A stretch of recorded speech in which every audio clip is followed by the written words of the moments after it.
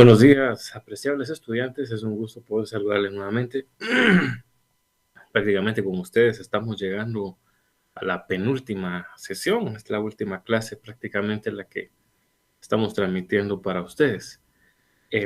Bueno, una sesión en la que volveremos a repasar prácticamente el tema de arreglo directo. No porque yo lo diga, lo he establecido desde ya el programa de la universidad y hablaremos de la conciliación.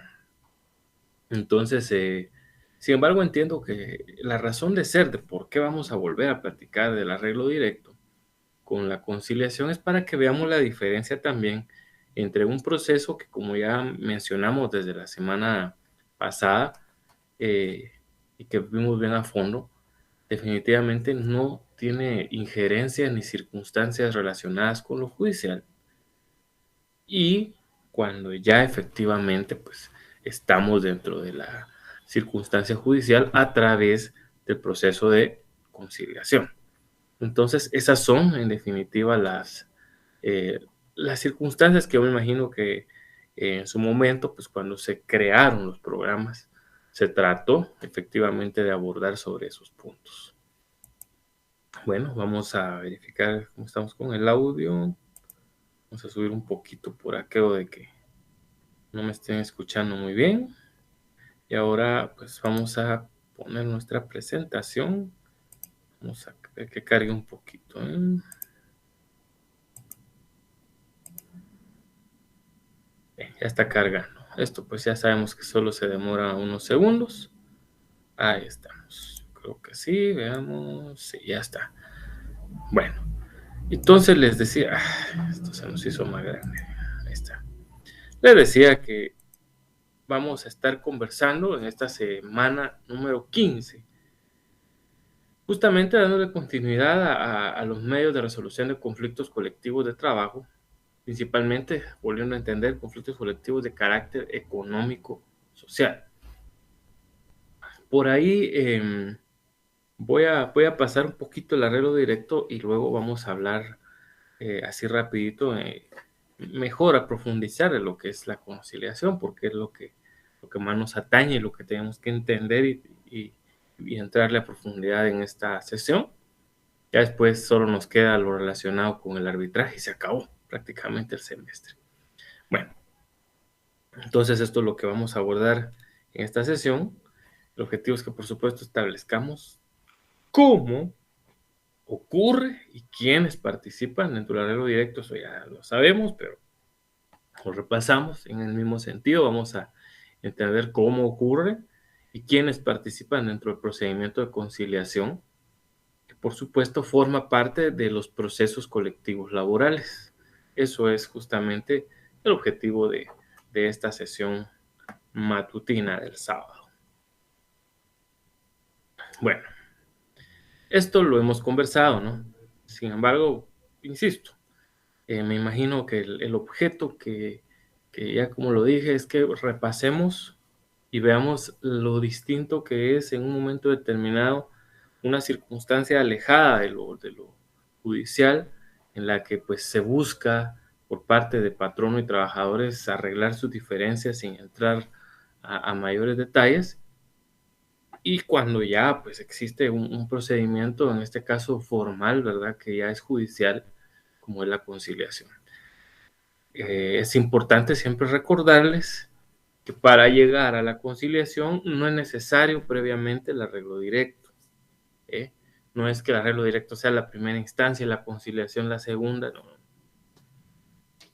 Son caminos. Como cuando usted le dicen, mire, para llegar a la Plaza de la Constitución, tome la Séptima Avenida, puede también se tomar la Sexta Calle, en fin. Son caminos. Entonces, el arreglo directo es solo un camino para tratar de resolver conflictos colectivos, y también la conciliación es otro camino. Entonces, aquí lo habíamos dicho, dice que constituye un mecanismo, acuérdese de esta palabra, extrajudicial. Hoy por eso hicimos énfasis en esto, en que este es de carácter extrajudicial. Ya sabe que al decir extrajudicial, quiere decir que está fuera de lo que efectivamente es el tema contencioso legal, ¿verdad? No participa realmente un juez de esto. para resolver conflictos, por supuesto, ¿entre quiénes? Entre patronos, trabajadores, ¿no? En el cual se trata de remediar directamente las controversias entre estos. Sí. Dijimos que eso de directamente, pues sí, entre patrón y trabajador sin que nadie más se meta, aunque ya vamos a recordar algo ahí. Pero ese es el objeto del arreglo directo, ¿verdad? Ahí decía, se constituyen consejos de 3 miembros. Recordémonos que esos consejos se les conoce como los ad hoc, ¿verdad? Y esto es en el arreglo directo. Ya en los demás procesos colectivos vamos a ver que ya no aparecen. Estos son muy propios del arreglo directo. Luego la siguiente dice que pueden participar amigables componedores. También esto es solo del arreglo directo. Ya sabemos que esos amigables componedores sí pueden ser aquellas personas que en un momento determinado puedan pasar a formar parte de un tribunal de conciliación y arbitraje. Eso sí es cierto. Pero cuando ellos participan dentro de un arreglo directo, no lo están haciendo como jueces legos. Acuérdense que son jueces legos, pero ahí no están como jueces legos. Ahí solo están como amigables componedores, es decir, personas que van a tratar de buscarle hallar soluciones ecuánimes al conflicto colectivo que está surgiendo. También lo que ya habíamos platicado, ¿no? Que existir un arreglo, este se va a realizar en una acta y después nosotros llaman a un notario, ¿no? Nosotros autenticamos el acta, decimos, la reprodujeron enfrente de mí, es auténtica, puede haber sido reproducida el día de hoy ante mis oficios notariales, bla, bla, bla.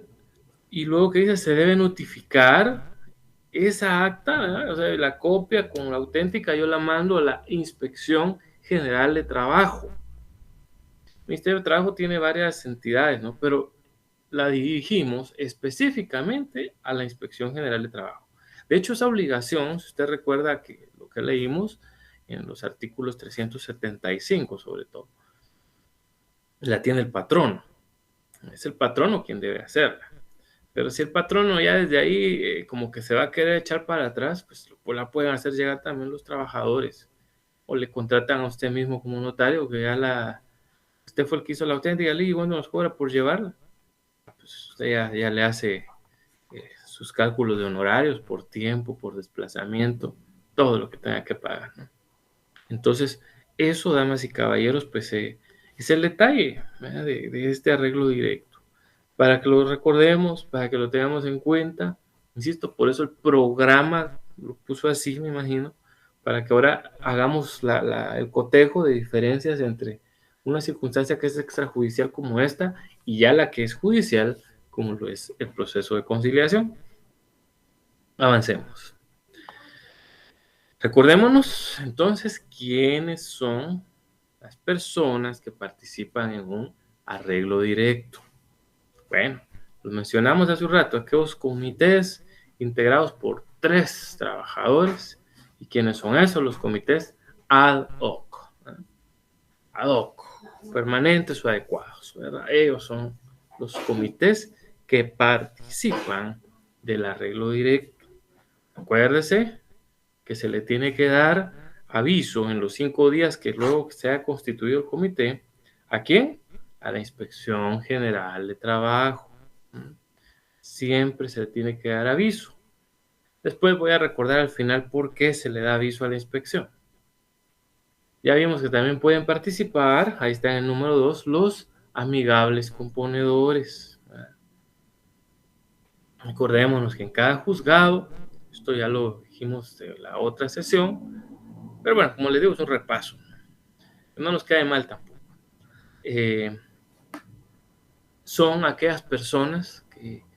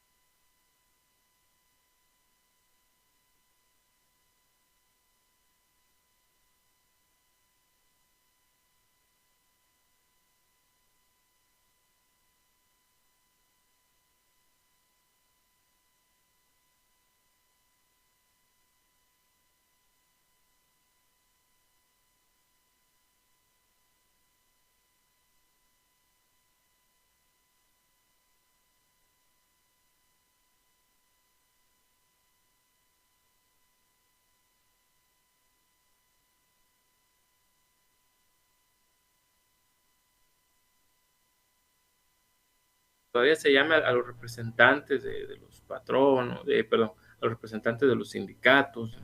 Entonces, específicamente, hablamos de comités de esta categoría ad hoc. Entonces, ahí pueden estar grupos sindicalizados como no sindicalizados, es decir, coaliciones, ¿verdad?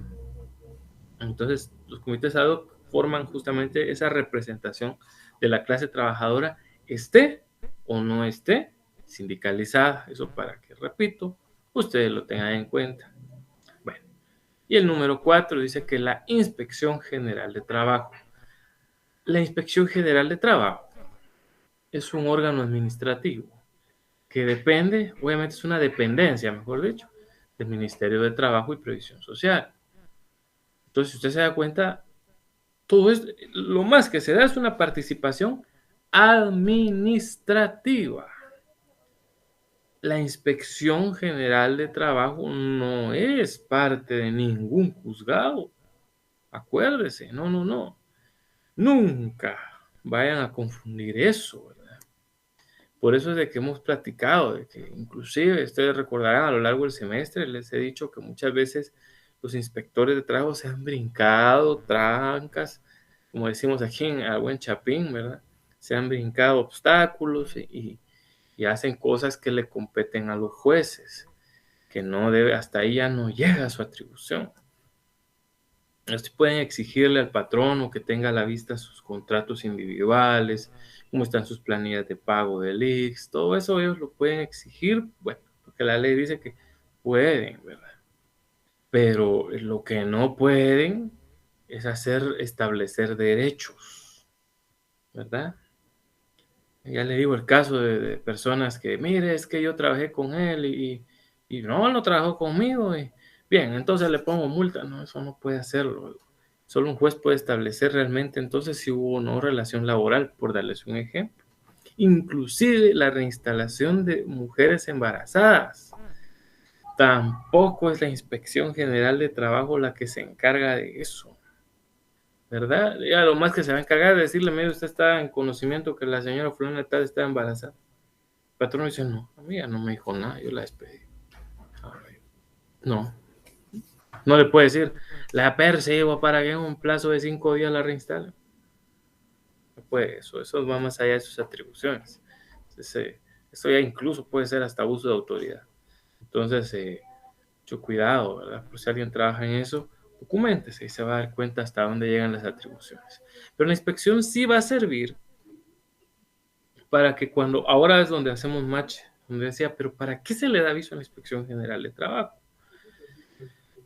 Recordémonos, si en un momento determinado el patrono toma represalias contra esos comités ad hoc, que son, acuérdense, quienes van a pasar, dice, de forma atenta, así dice el artículo 374, le pasan sus peticiones de forma atenta al patrón, entonces, y el patrón, estos los despido. Entonces, les va a servir a ellos que hayan tenido el aviso ahí, para que a través de lo que directamente pueda ser un incidente en el lado laboral, puedan ellos inclusive buscar un tema de reinstalación.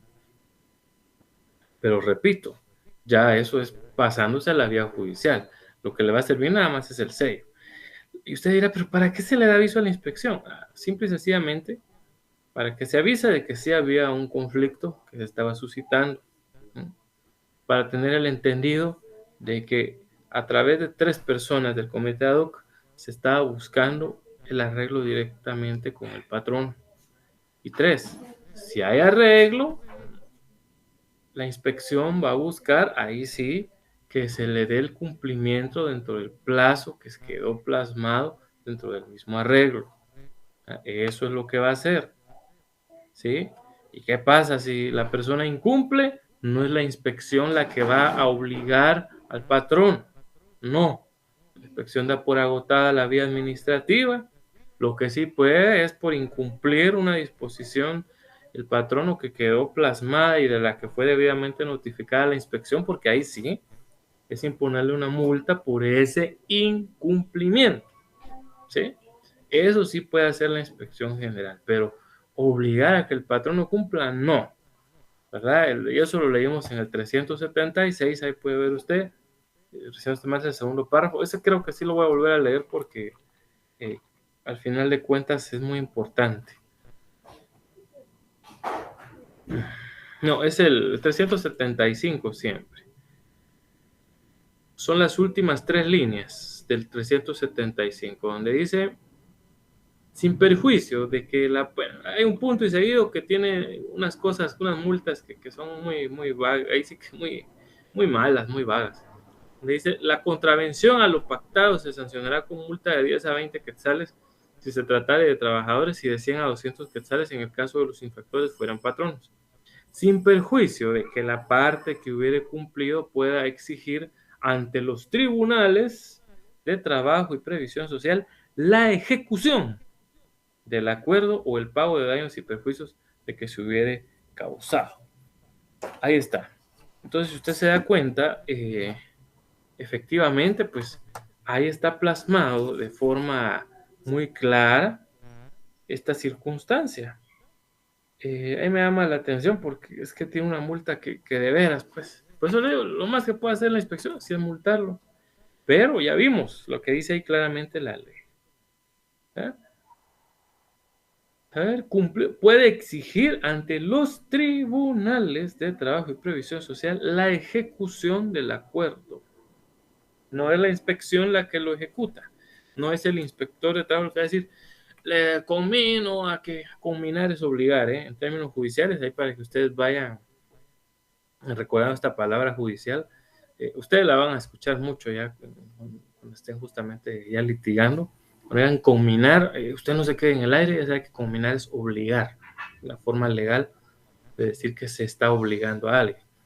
Pues viene la combinatoria de que haga, cumpla, yo al inspector le doy. El inspector no puede hacer eso. Hasta ahí ya no llegan sus atribuciones. Él lo que puede hacer es multar, porque vimos que dice ahí, unas multas que son de risa, pero al final ahí está, ¿ya? Pero sí puede un juzgado justamente hacer que una de estas partes cumpla con lo que se ha obligado. Eso sí lo puede hacer un juez. El arreglo directo, entonces, si bien es extrajudicial, puede tener un momento en el que si alguien incumple, ya vemos nosotros, el juez lo manda a que cumpla. Pero eso ya es cuando se vuelve judicial. En sí, el arreglo directo es extrajudicial. No participó en ninguno de esos momentos, usted se da cuenta, el juez para arreglar nada. Para haber llegado a los acuerdos no se tomó en cuenta ningún juez. Y eso no es malo. Es una forma de solucionar inconvenientes. Bueno, ahora pues vamos a hablar, luego de haber repasado este proceso extrajudicial, pues caemos ahora a platicar a uno que ya es judicial. Como usted se recordará, solo disculpe, vamos a...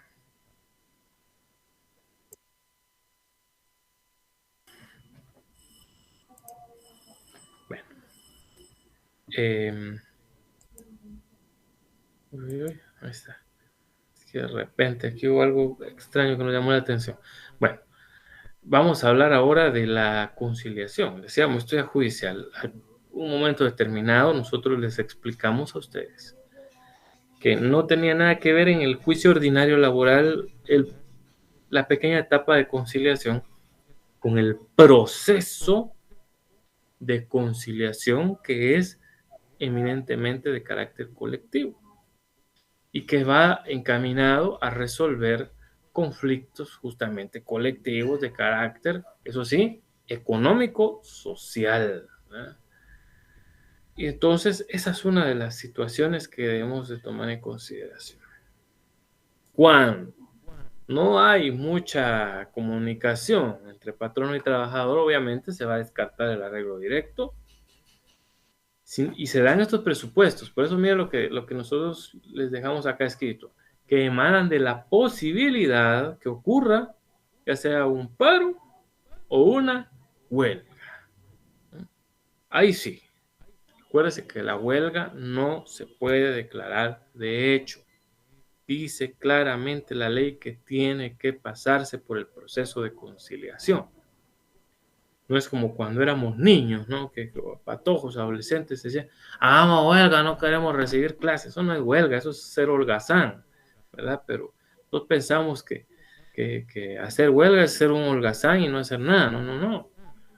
Inclusive la huelga tiene sus reglas, ¿verdad? Y tiene que tener presupuestos que tiene que ser de carácter económico principalmente. Tiene que ser un interés económico el que tiene que dar el sentido para que haya huelga, ¿verdad? Entonces, si hay descontento en el lugar de trabajo, porque el patrono incumplió en algo, porque el patrono se echó atrás en algo, les quitó incluso un derecho a los trabajadores, que olvídese. Bueno, vamos a poner un ejemplo ficticio para ir llevando esto como que fuera un caso real, ¿no? De la conciliación. Imaginémonos que en la empresa que le vamos a poner como nombre el pollo feliz. En el pollo feliz hay un buen grupo de trabajadores, unos 30 trabajadores que pues, se dedican ahí a empacar pollos y todo esto. El patrono pues les había dicho que si hacían todas las cosas bien, les iba a dar una bonificación de 200 quetzales a su sueldo. Entonces todos se ven muy contentos. Se pusieron más las pilas, subió la producción y listo. Y todos esperaban a fin de mes ese pequeño bono de 200 quetzales. Y usted dirá, 200 quetzales. 200 quetzales para muchas familias es muy importante. Entonces, de hecho, nadie se haya tirado 200 quetzales así como así en la calle, ¿no? Entonces, el patrón al final de mes simple y sencillamente no le da nada. Bueno, ¿y qué pasó? Y todos, y a vos te pusieron los 200. No, no, no. ¿Y qué hay, no? Entonces, los trabajadores pues empiezan a tener cierta molestia, ¿no? Alguno de ellos se acerca al patrón y le dice, mire, jefe, ¿qué pasó? Usted nos había ofrecido 200 quetzales y aumentamos la producción y la producción se aumentó en un 10%. Ah, sí, pero es que no sé qué, y no, ahorita no puedo darles, pero usted lo ofreció, jefe. Incluso ahí está, miren, una cartelera donde usted dijo 200, usted ahora se está echando para atrás. Y eran 200 quetzales que no iban a ser un bono único, sino nos iba a pagar en más si la producción se mantenía alta. Sí, pero no, ahorita no, yo tengo otros gastos que hacer. Me metí a comprar un carro y imagínense. Esto recordándome una vez lo que pasaba con un pariente que cabal, había un patrono que no les pagaba, pero andaba comprando carros. Entonces, ahí está la molestia. Está el detonante de lo que establece el artículo 239. Recordémonos que dice el 239 del Código de Trabajo. Dice, huelga legal es la suspensión y abandono temporal de trabajo en una empresa acordados, ejecutados y mantenidos pacíficamente por un grupo de 3 o más trabajadores, previo cumplimiento de los requisitos que establece el artículo 241. Ya, eso siempre lo chequeamos. Con el exclusivo propósito, aquí viene, exclusivo, o sea, el único, es lo que nos está diciendo la ley, propósito de mejorar o defender. Vea eso, defender, ahí está la palabra clave. Ese es el verbo rector en esta explicación. Frente a su patrono, los intereses económicos que sean propios de ellos y comunes a dicho grupo. ¿A qué grupo? Grupo de trabajadores. Eso es lo que nos está diciendo, ¿verdad? Eso es lo que nos está diciendo. ¿Qué le parece? Entonces, aquí en esto que usted se da cuenta, está la situación, ¿no? Porque ellos quieren defender esos intereses económicos. El patrón no se los ofreció y ahora se echó para atrás, ¿verdad? Quedó otros requisitos, dice el 241. Para declarar la huelga legal, los trabajadores deben ajustarse estrictamente a lo dispuesto en el artículo 239, párrafo primero. Se adapta, ¿no? Esa defensa de carácter económico, van a ser más de 3 trabajadores los que quieren participar. Bueno, agotar, aquí es donde viene, agotar los procedimientos de conciliación. Este que vamos a ver ahorita, este es el que nos está diciendo. Y luego constituir la mitad más uno de los trabajadores que laboran en la respectiva empresa. Acuérdense. Pero arriba decía 3 o más, sí, 3 es el mínimo de trabajadores que pueden ir a la huelga. Digamos que en un lugar de trabajo solo habían 5. De esos 5, 3, con 3 ya se puede ir a la huelga. Porque el 241 dice mitad más 1. Entonces, la mitad más 1 de 5 son 3.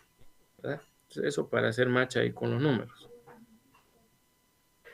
Se dan esos presupuestos. Si usted se da cuenta, ¿por qué me tuve que ir a los 41? Para que vean que por qué estamos viendo ahorita el proceso de conciliación. Bueno, ya que entendimos de que aquí sí hay punto para huelga, diría alguien, entremos. ¿Y qué partes van a participar dentro de este proceso? Aquí, si usted se da cuenta, mire cómo varían las del arreglo directo. La clase trabajadora que esté sindicalizada o no. Si está sindicalizada, ya vamos a ver cómo se hacen representar. Y si no hay sindicato, porque no hay simplemente o no existe el número suficiente para crear un sindicato, pues, definitivamente, pues igual, ¿no? Se pueden coaligar y efectivamente también poder hacer, buscar que se vaya a la huelga. Luego, el patrono, siempre el patrón, no hay de otra. Y los tribunales de conciliación, que son, por supuesto, quienes de aquí en más van a tener a bien el buscar las directrices para que justamente, pues, no sea viable la huelga, y si sí, pues también nos dirá en qué sentido. Entonces, esto, damas y caballeros, es el primer punto. Recordemos las características que tiene el proceso de conciliación antes de entrarlo a conocer así de lleno, ¿verdad?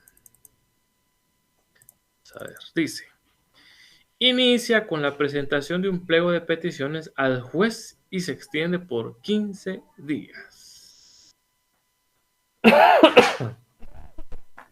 Vamos a ver esto de una vez en su artículo. O bueno, eso mejor los artículos vamos a ver ahorita que hablemos del proceso per se. Entonces, veamos. Un pliego de peticiones, así es como empieza, así es como se da el inicio del proceso de conciliación, y va a demorarse hasta un máximo de 15 días. Ya vamos a ver dónde dice eso la ley. Luego, lo siguiente, el 2. El órgano que controla, o sea, el contralor, es un tribunal colegiado de conciliación. Ya recordaremos, o ya recordamos nosotros cómo se integra. Un juez de trabajo y previsión social, un representante de trabajadores, un representante de patronos. Es un tribunal colegiado. Se le llama colegiado, acuérdense, cuando participan más de una persona.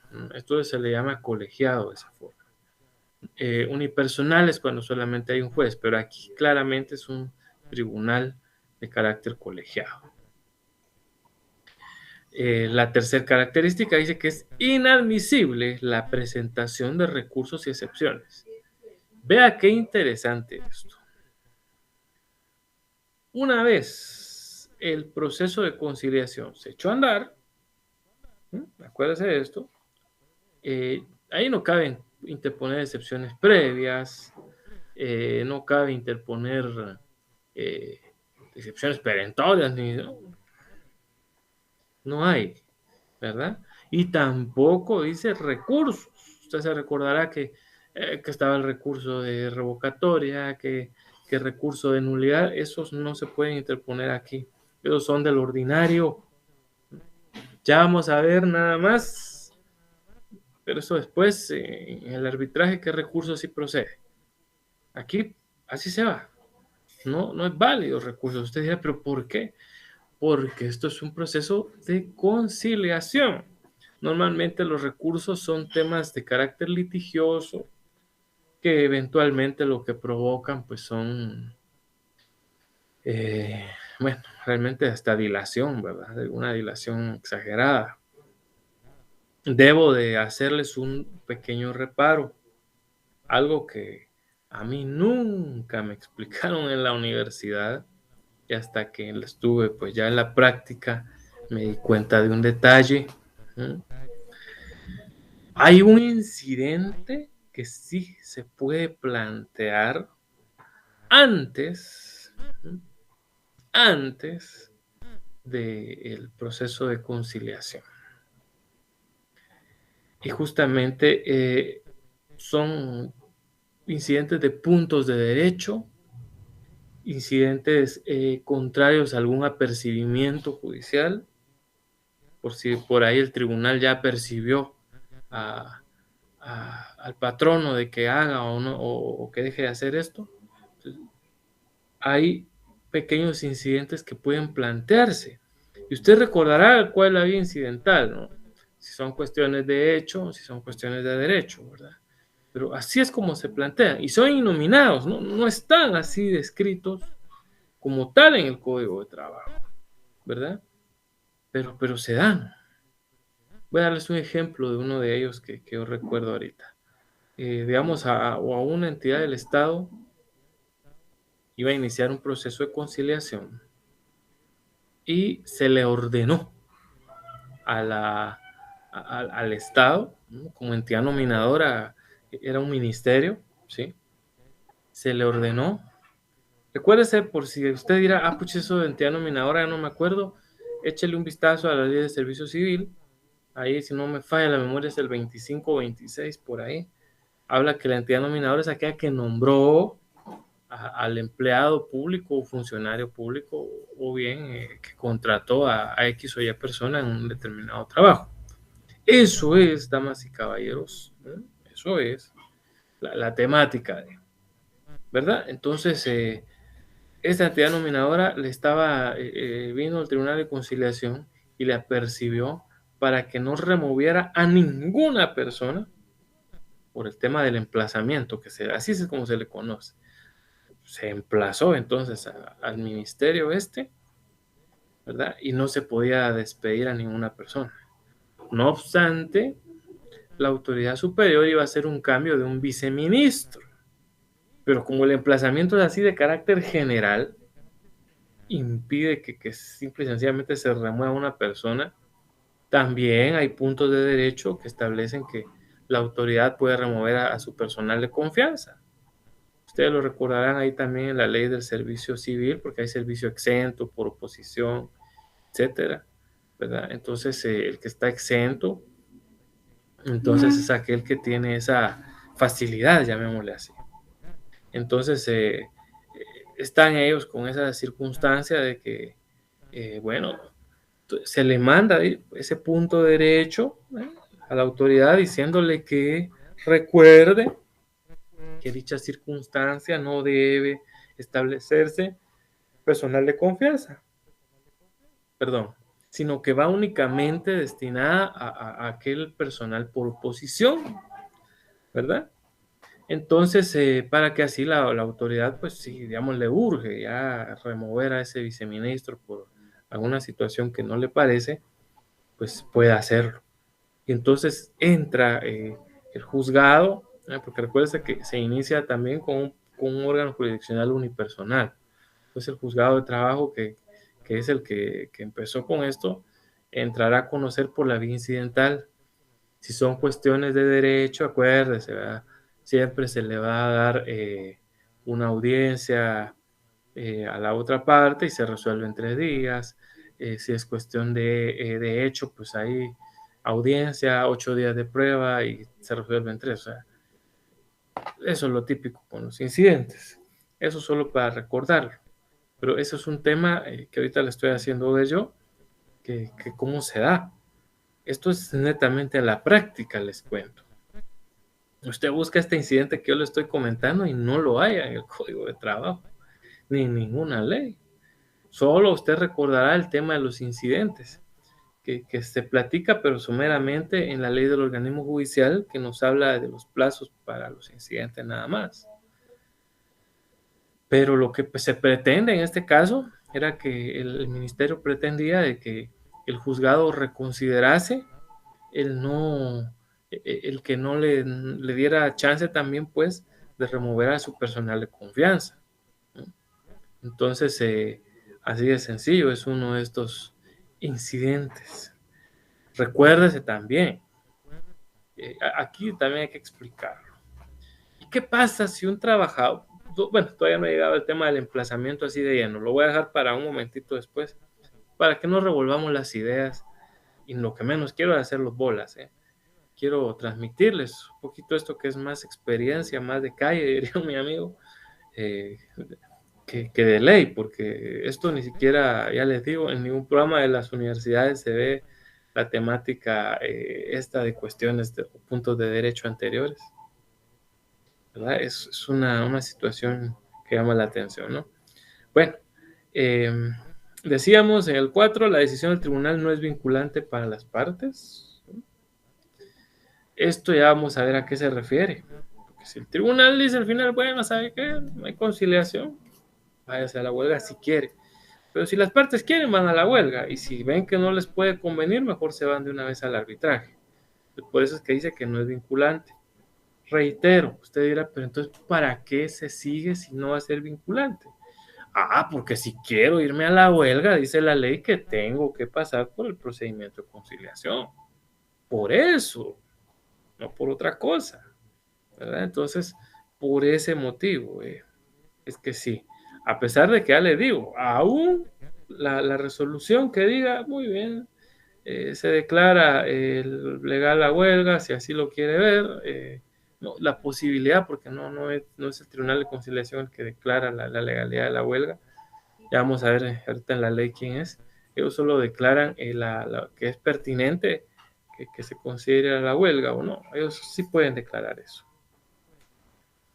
Luego dice el 5, en el caso de que las partes acepten las recomendaciones del tribunal, se suscribe un convenio colectivo. Ese convenio colectivo adquiere carácter de título ejecutivo. ¿Cómo así? Si el patrón o incluso los trabajadores incumplen con lo dispuesto, ¿verdad? Se puede ir ante el mismo juez que inició con el procedimiento y exigirle al juez, bueno, no exigirle al juez, sino pedirle al juez que le exija, ahí sí, ya sea al patrón o a los trabajadores que cumplan con lo que decía el convenio. Eso sí se puede hacer más fácilmente. Eso es un proceso de ejecución de lo que ya también nosotros, eso sí lo vimos, ¿no? Los procesos de ejecución sí los vimos, ya. Entonces, esa es básicamente la forma, ¿no? En la cual se puede ir a un ejecutivo.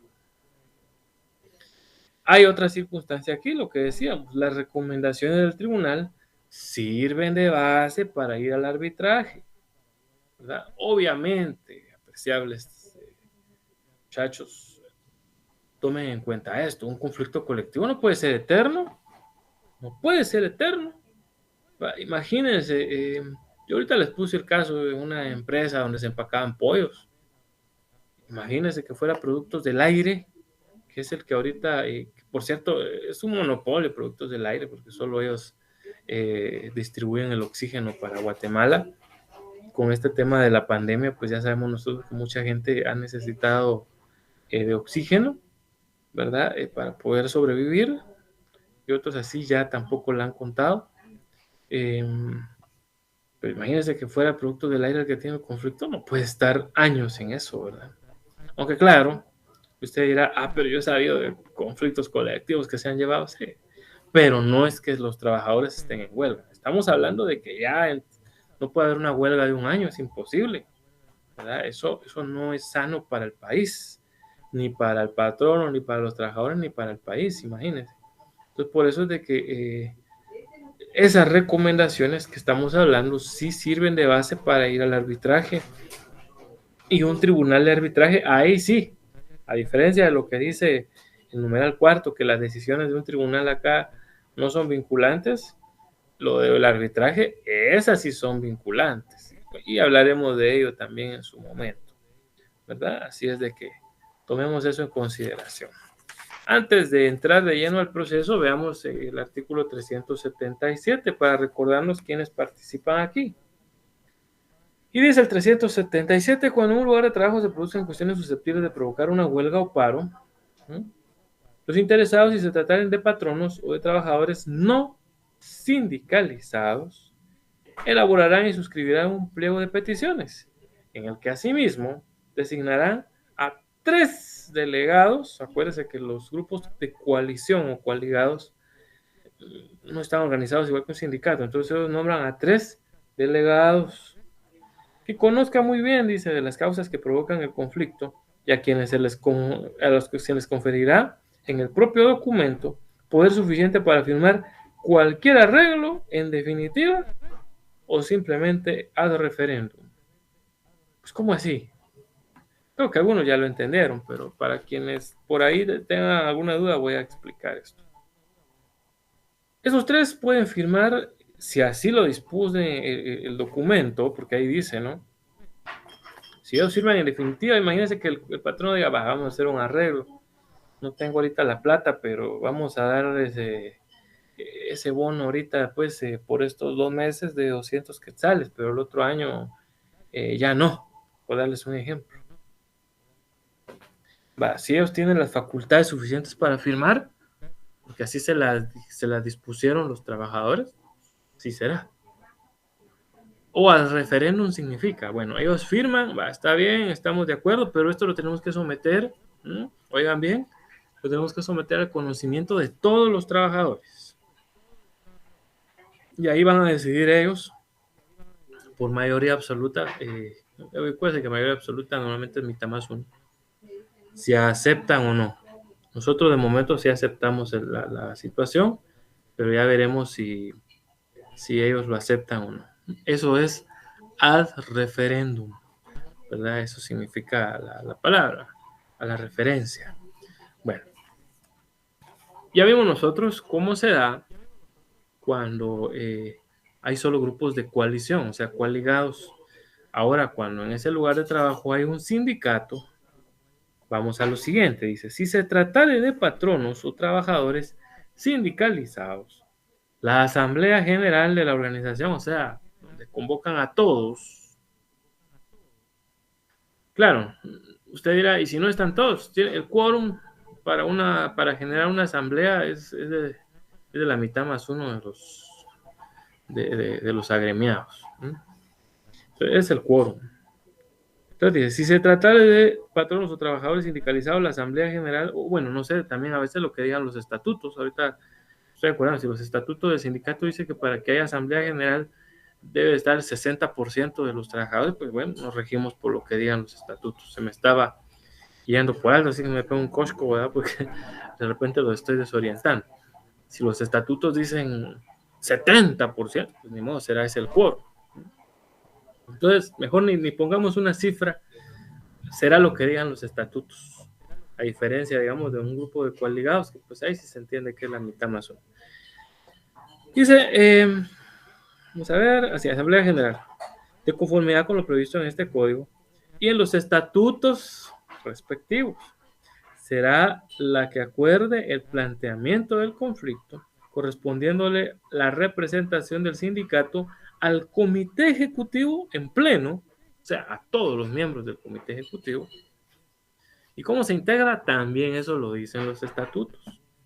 Yo he visto que hay sindicatos que tienen al presidente, vicepresidente, tesorero, secretario, vocal 1, vocal 2, 3, 4, 5, 6, 7, 8, 9, 10. Hay otros que tienen presidente, tesorero,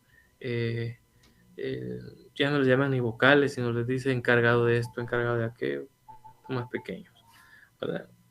Eso es la situación. Pues puede ser, dice, el comité ejecutivo en pleno, o sea, todos, o a 3 de sus miembros que designará la propia Asamblea General.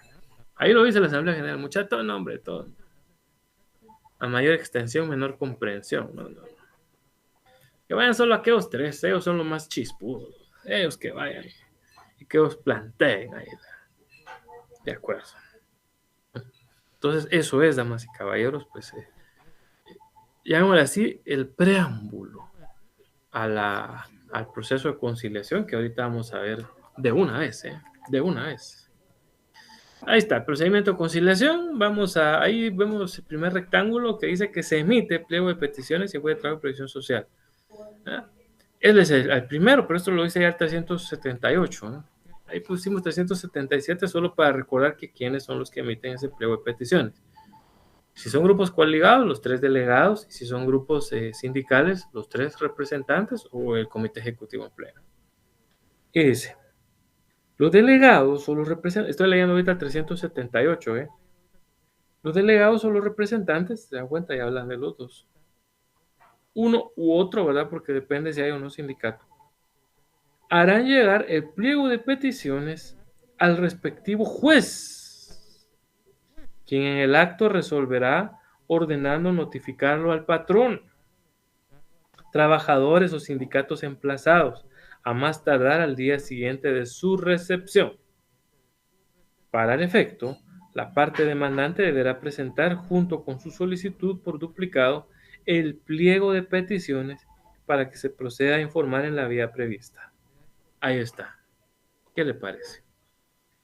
Esto, damas y caballeros, es lo que nos habla de que se empieza con un juez unipersonal. Recuerdes, esto ya lo hacen, aquí no dice que con auxilio de abogado, pero ya lo habíamos leído nosotros en el 409, ¿no? Donde sí nos habla de que es con el auxilio de un abogado. Entonces, por si usted lo contratan, usted hace un memorial, ¿verdad? Ahí lo que dice de 409. Ante los tribunales de conciliación y arbitraje y con asesoría de abogado, las partes, ya desde ahí leí nada más esto del 409 para recordarnos. Ahí sí somos nosotros los que dirigimos. En el arreglo directo participamos los abogados. Sí, ni se nos mencionó, ya se dieron cuenta. Ni se nos mencionó. Pero nosotros participamos cuando hay litis, hay pleito, pues, pero pleito legal, ¿verdad? No pleito de chuchos como que se están peleando. Pleito legal, litis. Entonces, tomando en consideración lo que establece este 378, se le llega al juez de trabajo y previsión social. Aquí, si es en la ciudad capital, pasa primero admisibilidad. Entonces, ya sabe usted que no vaya a poner juzgado primero la admisibilidad. Juez, ahí le deja el espacio, o simplemente coloca juez de trabajo y previsión social, hasta arriba, procedimiento de conciliación nuevo.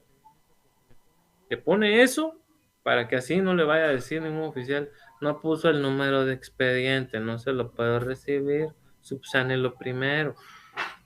Para que no le digan eso, usted póngale procedimiento o proceso de conciliación nuevo. Entonces ya sabe, entra un colectivo ahorita. Así le dice, entró un colectivo. Entonces, este bendito colectivo entra, aquí insisto, si es en la ciudad capital, la admisibilidad, y el juez de admisibilidad lo agarra el chilazo, ¿verdad? Ve que se apliquen las cuestiones que establece el artículo 332, y inmediatamente lo redirige por sorteo, ¿no? Porque es al que le toque al juzgado de primera instancia de trabajo, previsión social, a ver cuál le toca. Imaginémonos que le toca al juzgado noveno, por darle un número, ¿verdad? Entonces será el juez noveno el encargado de llevar a cabo las primeras pesquisas, ¿verdad? Que vamos a leer en breve. Antes quiero que entendamos qué efectos tiene esta circunstancia del emplazamiento. Veamos el artículo 379. Aquí hay algo bien importante, bien importante. Dice, desde el momento en que se entrega el pliego de peticiones al juez respectivo, o sea, incluso al juez de admisibilidad, se entenderá planteado el conflicto para el solo efecto de que patrones, dice aquí, patrones y trabajadores no puedan tomar la menor represalia uno contra el otro, ni impedirse el ejercicio de sus derechos. ¿Se recuerdan que hace un rato les ponía el ejemplo de lo que pasó en un ministerio y que por qué plantearon ellos ese punto de derecho antes? Porque querían remover a un viceministro.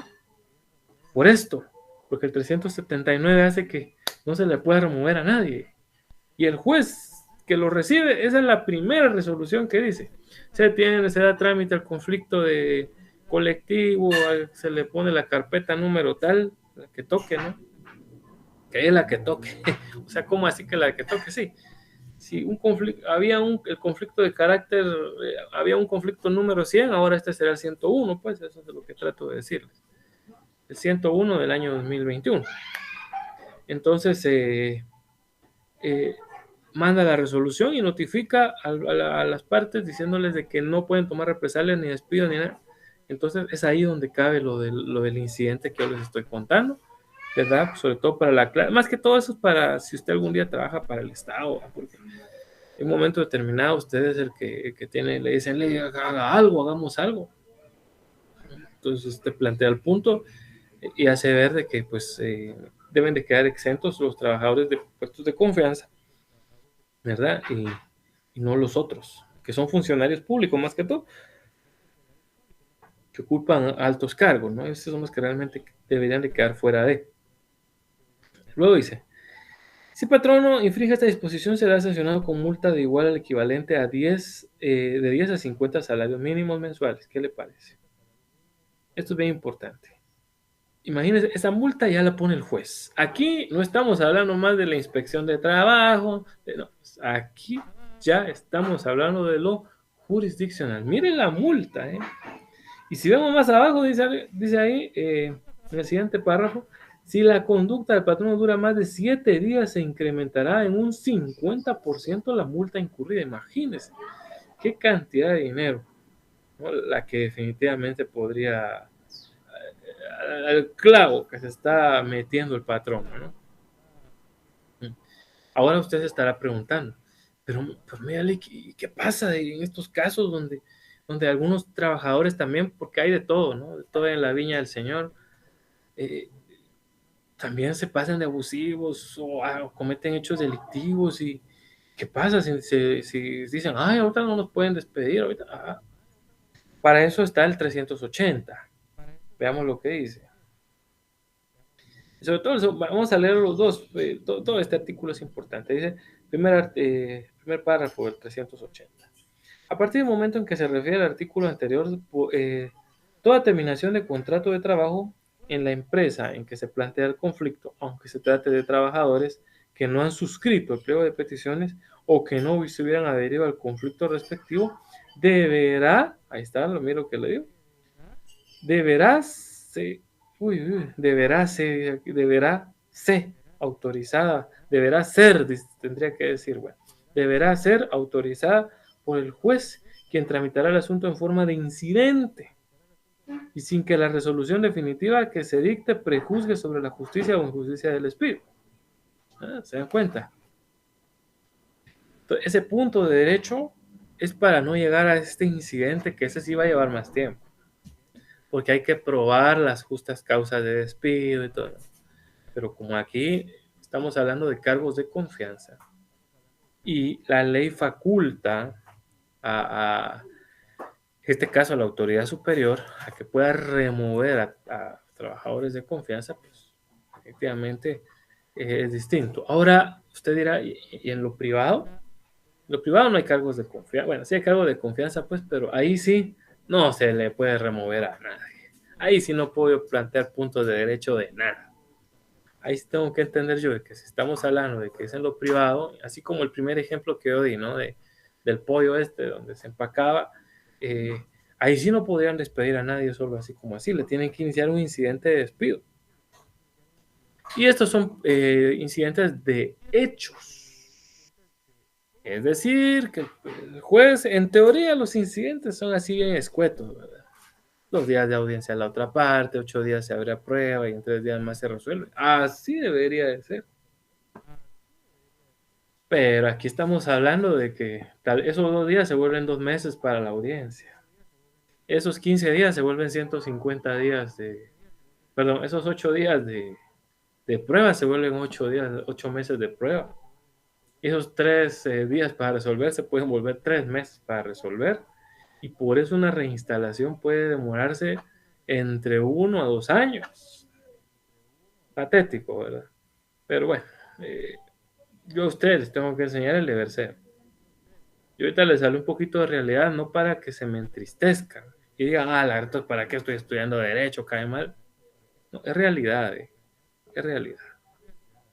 Eh, Estamos bien, bien saturados en Guatemala con lo judicial. Yo creo que para que avanzáramos solo aquí en la ciudad capital necesitamos unos 100 juzgados de trabajo, ¿verdad? Y con los que hay, como 15 hay, eso no se da abasto. No, 30, porque ahí juez no es suficiente, porque ahora son pluripersonales, pero no se dan abasto. No hay suficiente. Sería bueno que el OJ también, en lugar de estarse recetando tantos bonos y tantos salarios, también pensara en crear más juzgados, porque eso es mejorar al propio organismo judicial, ¿no?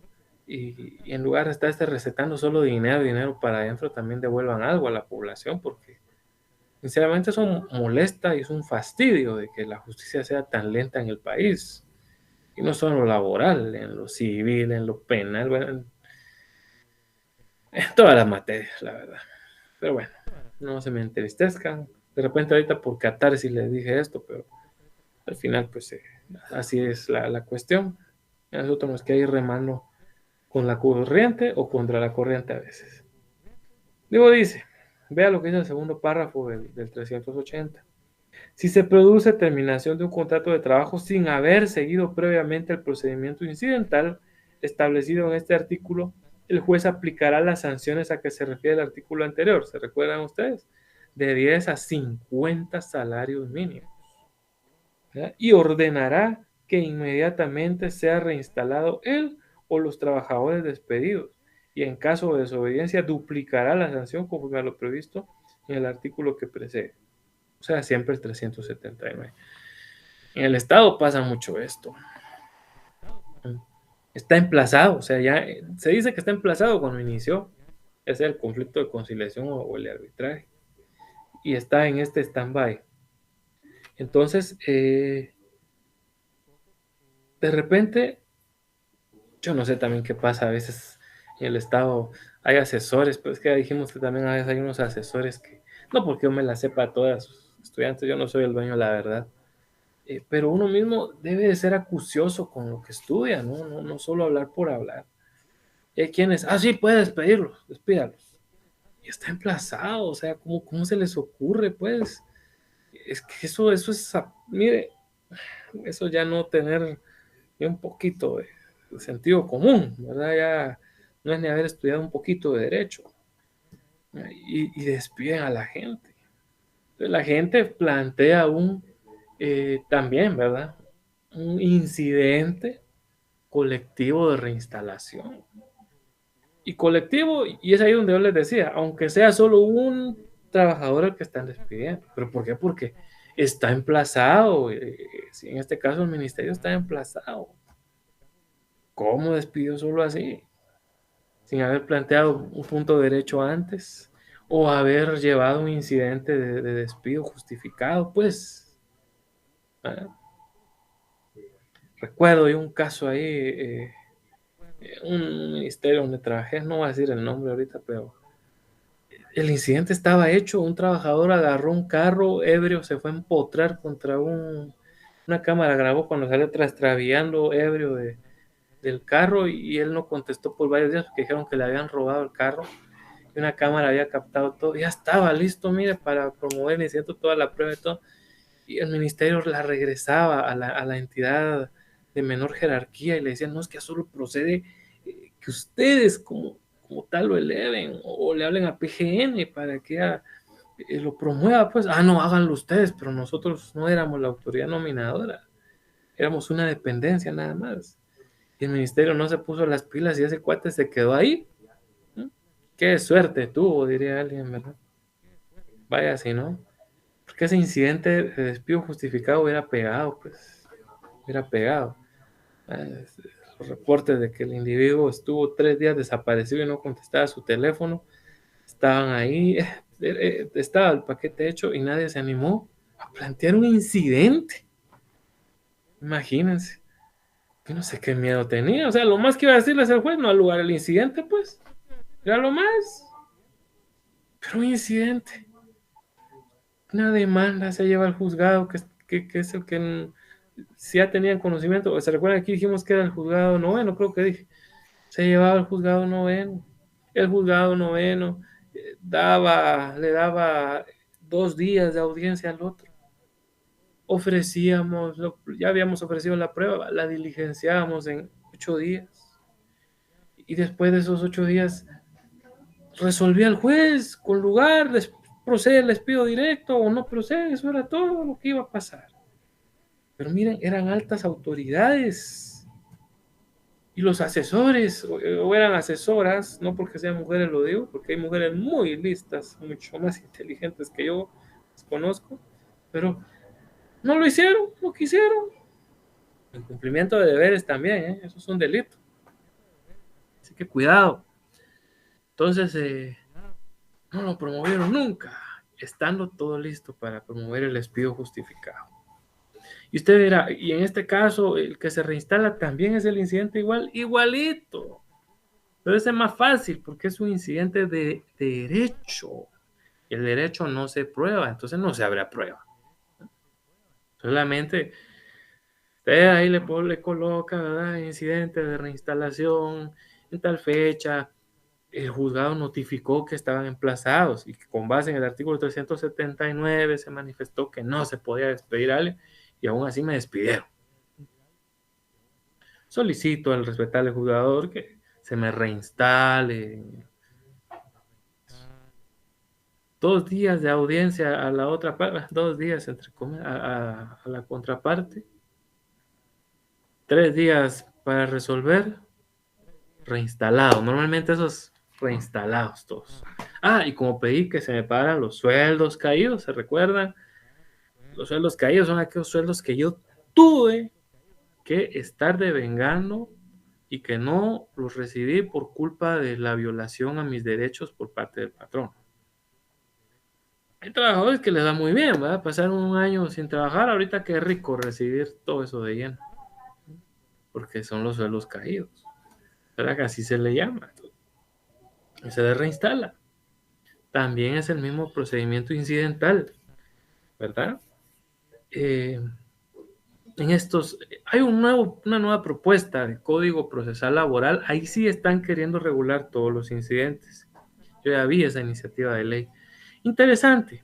Algunas cosas sí las revolvió a ustedes. Quisieron hacer una estructura similar a la del Código Procesal Penal y esa es la peor ley en el sentido, a mí me gusta mucho penal y de hecho litigo penal, pero cuando uno agarra ese código está de cabeza, pues usted va de aquí para allá y de allá para acá, es un revoltijo el Código Penal y algo así quisieron hacer la estructura y es ahí nada más el único reparo que uno le tiene, ¿no? Que no, de que si vamos a hablar de cosas, todas las de primera instancia, todas aquí, después sus recursos, después segunda instancia, después lo colectivo, no todo revuelto, porque si no también es una ley compleja. Y el código, y acuérdense que el derecho laboral es simple, es sencillo, ese es uno de sus principios. Entonces, ojalá que salga el código, sería de beneficio, créanme, porque están todos los incidentes ya regulados. Y eso qué bonito. Ya son cosas que ustedes, pues yo se las estoy compartiendo aquí, que repito, yo no las estudié cuando estuve en la universidad y tampoco en los privados uno las estudia, pero en la práctica pasan y más seguido de lo que uno cree. Entonces ya saben ustedes, se plantea un incidente nada más ante el mismo juzgado, eso no es la gran ciencia. Y lo más que le van a decir es que no es que un juez le va a decir, no, lo mandamos a matar, eso es imposible. Yo siempre hago la broma para que ustedes lo tengan en cuenta. Entonces, vea lo que dice el tercer párrafo, el del 380. El juez actuará inmediatamente por constarle de oficio o por denuncia la omisión del indicado procedimiento. En este último caso, su resolución de reinstalación deberá dictarla dentro de las 24 horas siguientes de haber ingresado la denuncia al tribunal y en la misma la resolución designará a uno de los empleados del tribunal para que en calidad de ejecutor el mismo haga efectiva la reinstalación. Normalmente el ministro ejecutor es el notificador, casi siempre. Diría que en el 99.9% de los casos el juez comisiona como ministro ejecutor, así es el nombre que se le designa al notificador, ¿verdad? Entonces el notificador dice, vengo a reinstalar al señor fulano de tal. Ojo, A veces sí se inició el procedimiento y hay trabajador, o sea, el incidente para despido justificado. Y el trabajador se quiere pasar de vivo. ¿No? Y él también plantea un incidente de reinstalación. Y muchas veces, si usted está en el Estado, lo que queda es decir, no, se va a apelar esa reinstalación, porque sí se llevó el procedimiento adecuadamente, entonces se va a apelar. Es un ejemplo. Entonces, son de las circunstancias que ya les hemos platicado. Ahora sí, luego imagínense todo lo que puede suceder en ese interim de ese primer recuadro que tenemos en sus pantallas. Ahora sí, entendamos qué debe llevar el contenido del pliego de peticiones en el 381. Vea lo que dice.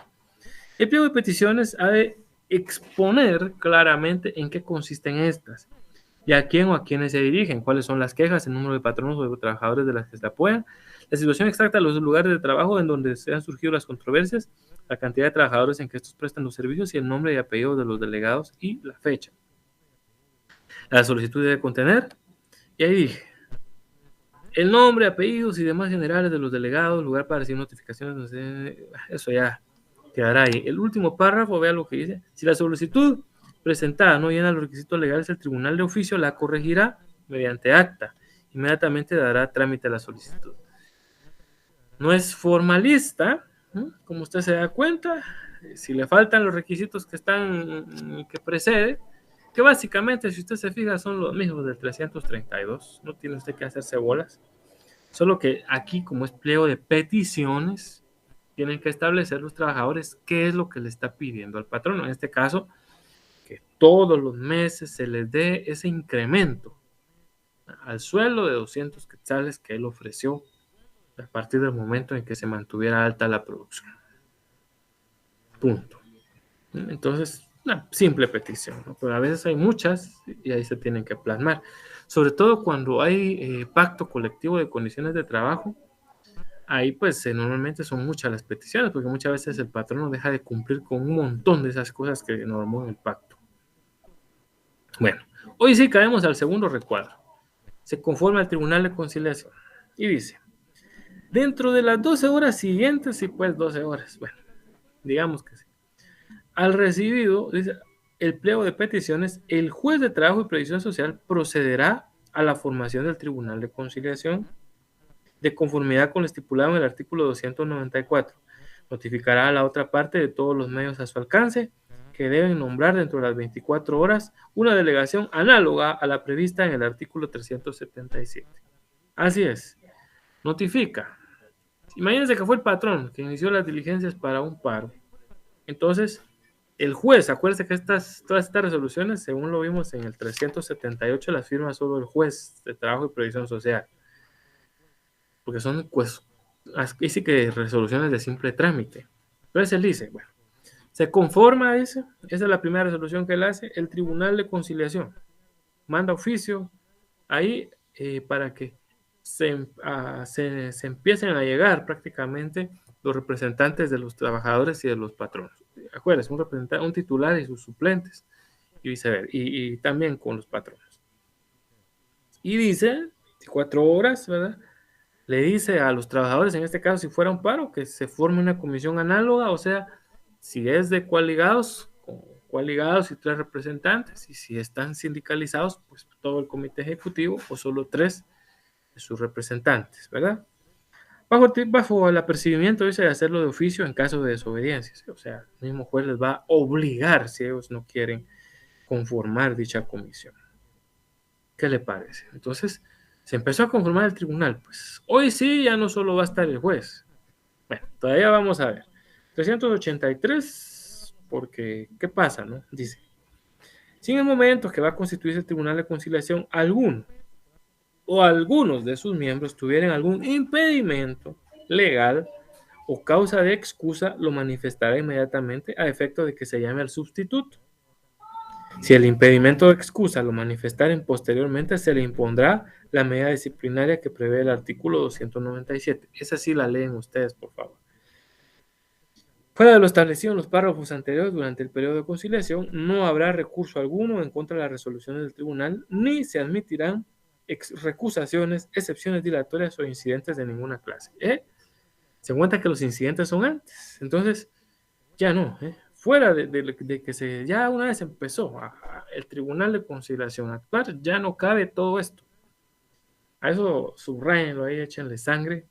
Ahí lo que decíamos, ¿verdad? No cabe recurso alguno, no hay recusaciones, una vez que se conformó el tribunal. Pero bueno, veamos entonces, aquí en el caso de que ellos tengan impedimentos o excusas. Pero ¿qué pasa si soy yo el que se dio cuenta de que ellos son los que están parciales? Veamos el 384. El Tribunal de Conciliación, una vez resueltos los impedimentos y se hubieran presentado, se declarará competente. Se reunirán sin pérdida de tiempo con el objeto de convocar a ambas delegaciones para una comparecencia que se verificará dentro de las 36 horas siguientes y con absoluta preferencia a cualquier otro negocio. El Tribunal de Conciliación podrá constituirse en el lugar del conflicto si lo considera necesario. Entonces se da cuenta, dice 36 horas después, o sea, el lapso para poder recusar a uno de los miembros de este es bastante corto, prácticamente solo nos da unas 24 horas para recusar, pero pues no notifica, pues hace saber que el tribunal estará integrado obviamente por él, que es el presidente, el señor fulano de tal como representante de los trabajadores y el señor fulano de tal como representante de la clase patronal. Entonces ya estoy yo notificado ahí, ¿ve? 24 horas para decir, no, que es del que está como representante de lo patronal, es íntimo amigo del patrón. Son amigazos. Recusémoslo. Entonces es ahí donde se da el tema de poder recusar. Entonces nos vamos ahí a lo que dice la ley del organismo judicial para la recusación, si es que fuera el caso. Bueno, pero ya vimos que caso contrario. Se declara competente el juzgado y vámonos. Vamos ahora también nosotros al tercer recuadrito donde nos dice 36 horas se cita a las partes para ser escuchadas por separado o en conjunto. Esto es algo que no podría hacerse en el ordinario, ya se dieron cuenta. En el ordinario es imposible, damas y caballeros, que esto ocurra. En el ordinario. Pero como este es colectivo, aquí sí es posible. Entonces se puede reunir por separado o en conjunto. Y eso lo dice el 385. Vea lo que dice.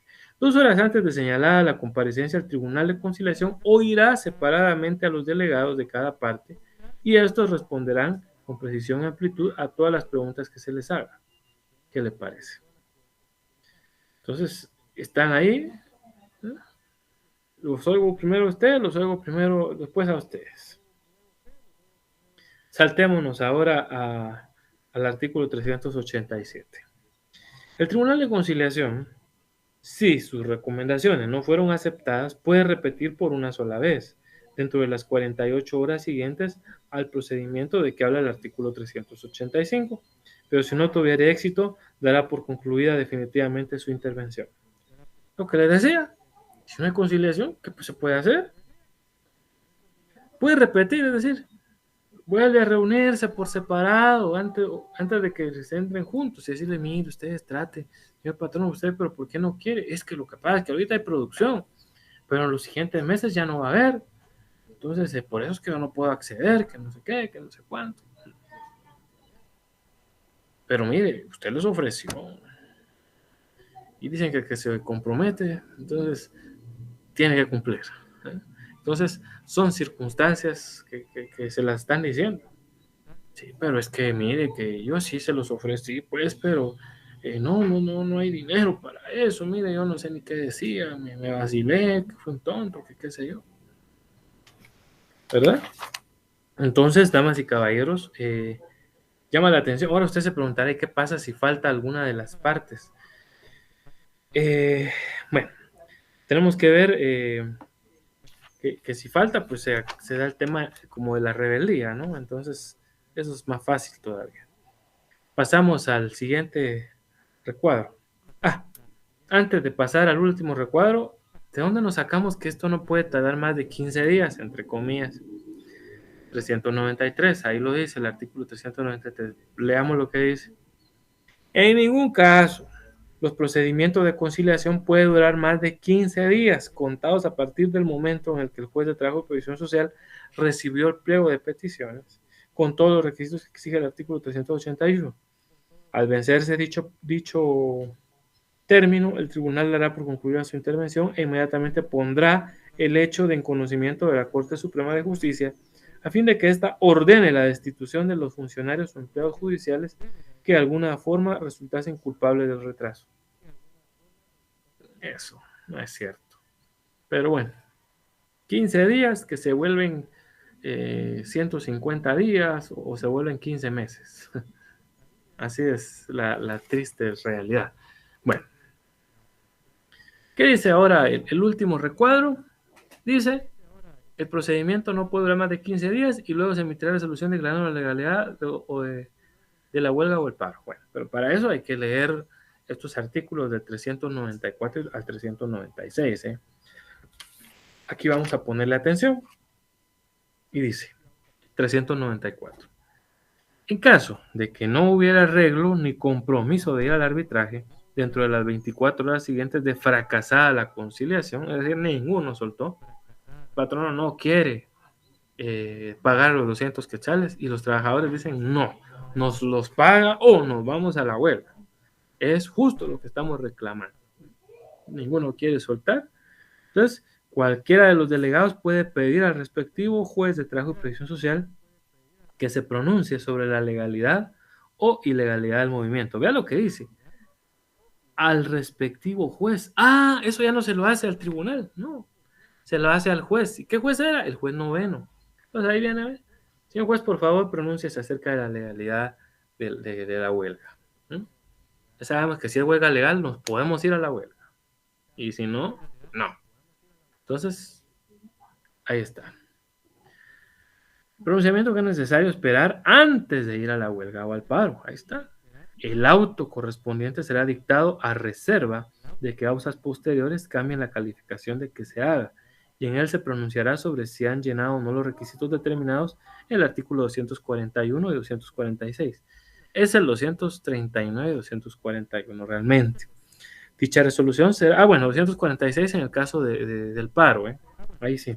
Dicha resolución será consultada inmediatamente a la Sala Jurisdiccional de la Corte de Apelaciones del Trabajo y Previsión Social, la que hará el pronunciamiento definitivo dentro de las 48 horas siguientes a que aquella en que se recibió los autos. Aquí hay que ponerle mucho cuidado. O sea, al juez noveno se le hizo la petición de que se pronuncie sobre la legalidad y póngale que él dice, acuérdese lo que dijo ahí arriba. El auto correspondiente será dictado a reserva de que causas posteriores cambien la calificación que se haga. Es decir, el juez pudo decir, el juez noveno fracasó la conciliación con lugar a la huelga legal a los trabajadores. Entonces, bueno, ya nos dieron luz verde para ir a la huelga. Pero siempre el juez sube esa resolución que él mismo emitió a la sala. ¿A qué sala? A la que por sorteo le toque. Y la sala de apelaciones, ¿verdad? Hará, dice, pues, el segundo párrafo, el pronunciamiento definitivo dentro de las 48 horas siguientes a aquella que recibió los autos. Miren lo que dice. Pasémonos al tercer párrafo. Para la declaratoria de la ilegalidad de una huelga o de un paro acordado y mantenido de hecho, se tramitará la cuestión de forma de incidente a petición de parte, pero el periodo de prueba será únicamente de 5 días. Las notificaciones que procedan se harán forzosamente de las partes en el centro de trabajo en que se trate. Es decir, ya nosotros con esto, damas y caballeros, entendemos, ¿verdad? De que una vez el juez de trabajo emitió que es legal la huelga, la otra parte todavía dice que puede venir y ante él, ya no tribunal, ¿verdad? Sino ante el mismo juez, ¿verdad? Como usted acaba de ver, puede plantear un incidente demostrando que definitivamente sí la huelga era ilegal, que alguien le falsificó la firma al patrono y él no publicó eso nunca, qué sé yo.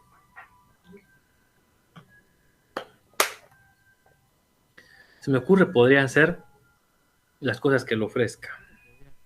Dice ahora el artículo 395, plazo para ir a la huelga, ¿verdad? Si no hubiera arreglo, no hubiera suscrito compromiso del arbitraje, los trabajadores gozan de un plazo de 20 días para declarar la huelga calificada de legal. ¿Se dan cuenta por qué les dan 20 días? Porque el juez es el que primero que dice, sí, está bien, pero él le consulta a la sala. Y por eso es de que muchos trabajadores esperan y dicen, no, esperemos, que confirme la sala. ¿Mm? Sobre todo los que ya conocen este proceso, usted, ¿verdad? Que ahora lo conoce. Cuando ya nos dieron luz verde para ir a la huelga, espérense. La sala tiene que resolver en 48 horas. Esperemos. Sigamos trabajando. No vaya a ser que la sala diga que la huelga es ilegal. Así que esperemos. Esperemos. Tenemos 20 días para ver si nos vamos a la huelga. Si usted me pregunta si son hábiles, acuérdese que en los colectivos todos los días y horas son hábiles. Entonces ahí sí son días corridos, ¿verdad? Dice, entonces costará en un plazo de 20 días para ir a la huelga calificada legal, contados a partir del momento en que se notifique la resolución de la sala. Ya una vez que la sala confirme el pronunciamiento del juez, pasado este término sin haberlo declarado, deberá acudir al arbitraje obligatorio. Igual regla regirá a los patronos para el plazo declarado en el paro. Permita, declarado el paro es de 3 días. Ellos tienen 3 días nada más. Los trabajadores tienen 20 días para ver si se van a la huelga. Para ver si... Bueno, ya nos dijo la sala que sí, muchachos. Tenemos 20 días, vámonos para la huelga. Tenemos tiempo, holguemos. Pero ojo, las huelgas pueden ser declaradas legales, legales o ilegales, y justas e injustas. Entonces, ¿qué dice el 396? Si entre los términos mencionados en el artículo anterior se declarara la huelga o el paro, en su caso, cualquiera de los delegados de las partes puede pedir al respectivo juez en cualquier momento posterior a dicha declaratoria que se pronuncie sobre la justicia o injusticia del movimiento para los efectos que indican los artículos 242 y 252. Acordémonos, si la huelga es declarada legal, pero injusta, los trabajadores que se fueron a la huelga no van a recibir pago por el tiempo que estuvieron holgando. ¿No los pueden despedir? Claro que no. Pero no van a recibir pago. Y se volaron un mes en huelga y se las declaran injusta. Un mes, ¿verdad? Sin sueldo.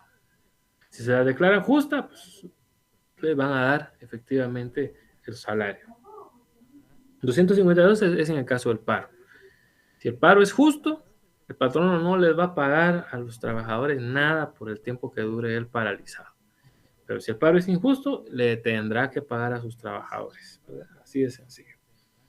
Dice el segundo párrafo, este pronunciamiento deberá hacerlo el juez dentro de los 15 días siguientes a aquel en que se solicitó. Para tal efecto, podrá pedir a las partes las pruebas que consideren necesarias y, si lo estima oportuno, recabará dictamen técnico económico del Ministerio de Trabajo y Previsión Social, el que está obligado a rendirlo dentro del término de 10 días de solicitar. Todo ello sin perjuicio del derecho que corresponde a las partes de aportar la prueba que estimen pertinente.